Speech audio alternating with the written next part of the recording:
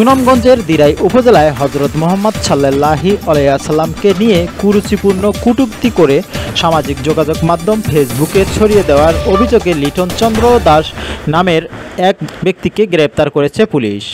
সে উপজেলার করিমপুর ইউনিয়নের শ্রীনারায়ণপুর গ্রামের রণধীর দাসের ছেলে। শনিবার 17 আগস্ট রাতে তার নিজ বাড়ি থেকে সেনাবাহিনী ও দিরাই থানা পুলিশ অভিযান চালিয়ে গ্রেপ্তার করে। এদিকে বিষয়টি সামাজিক যোগাযোগ মাধ্যমে ছড়িয়ে পড়ার সাথে সাথে দিরাই থানা পয়েন্টে তৌহিদি জনতার বিক্ষোভ মিছিল শুরু হয়। তার ফাঁসির দাবিতে রাস্তায় নেমে পড়ে শত শত তৌহিদি জনতা। দিরাই থানা পুলিশ জানায়, অভিযুক্ত লিটন চন্দ্র দাস নবী হযরত মুহাম্মদ সাল্লাল্লাহু আলাইহি ওয়াসাল্লামকে নিয়ে কটূক্তি ও কুরুচিপূর্ণ মন্তব্য করেন। তার ওই বক্তব্য সোশ্যাল মিডিয়ায় ভাইরাল হলে সাধারণ মুসল্লি ও নবীপ্রেমীদের মধ্যে ব্যাপক প্রতিক্রিয়া শুরু হয়। খবর পেয়ে দিরাই থানা পুলিশ ও বাংলাদেশ সেনাবাহিনীর বিশেষ একটি টিম তাৎক্ষণিক অভিযান চালিয়ে অভিযুক্ত লিটনকে গ্রেপ্তার করে। পরবর্তীতে তার বিরুদ্ধে সাইবার সিকিউরিটি আইনে মামলা দায়েরের পর আদালতে প্রেরণ করার প্রস্তুতি চলছে।